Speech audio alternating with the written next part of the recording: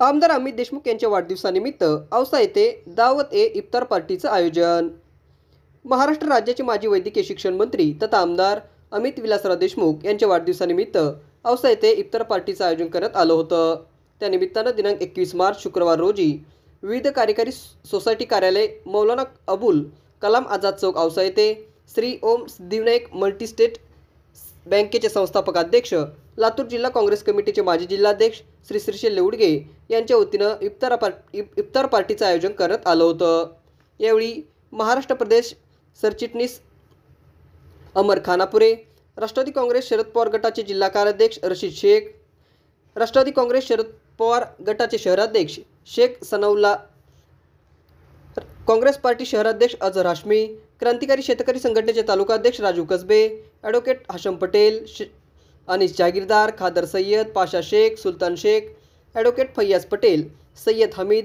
Advocate Shahnawaz Patel, आदमका Pathan, खुनमीर Mulla, पाशाबाई Shaikh, मारूफ शेख, मुजाहिद शेख, नियामत लोहारे, दिलावर दत्तापुरे, बाबा पटेल, गीतेश शिंदे, भागवत मेत्रे यादी औसा येथील आज 21 मार्च राज्याचे माजी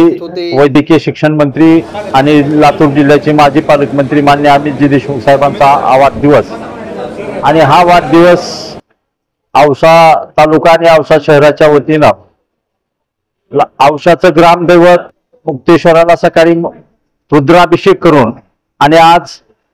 पवित्र अशा रमजान महिन्यामध्ये दावते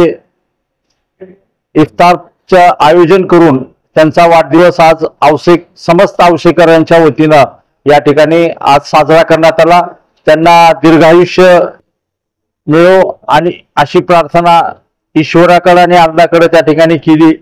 आणि त्यांच्या हातून महाराष्ट्राचं एक चांगलं नेतृत्व त्यांच्या हातून घडवो आणि महाराष्ट्राची सेवा, लातूर जिल्ह्याची सेवा तसंच औषधाची सेवा त्यांच्याकडून व्हावा अशी आज प्रार्थना भगवंताकडे आणि अल्लाहकडे त्या ठिकाणी करण्याचा प्रयत्न आम्ही सगळे मिळून त्या ठिकाणी केलेला आहे। धन्यवाद।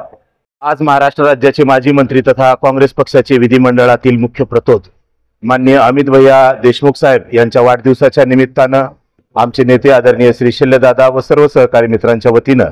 आज सकाळी मुक्तेश्वर मंदिरामध्ये रुद्राभिषेक तथा आमच्या सर्व मुस्लिम बांधवासाठी या पवित्र रमजान महिन्यामध्ये इफ्तार कार्यक्रमाचे आयोजन या ठिकाणी केलेले होते। या निमित्तानं मला असं वाटतं की रमजानचा महिना हा अतिशय पवित्र महिना असा समजला जातो। या महिन्यामध्ये कुराण अवतरित झालं होतं आणि फक्त इस्लामच नाही तर संबंध मानव जातीच्या कल्याणासाठी आज आमचे मुस्लिम बांधव या ठिकाणी प्रार्थना करत असतात आणि त्यांच्या या उपवासाच्या आणि या चांगल्या कामामध्ये आम्ही सगळेजण सहभागी होऊन या ठिकाणी इफ्तार कार्यक्रमाचे आयोजन केले व सर्वांनी या ठिकाणी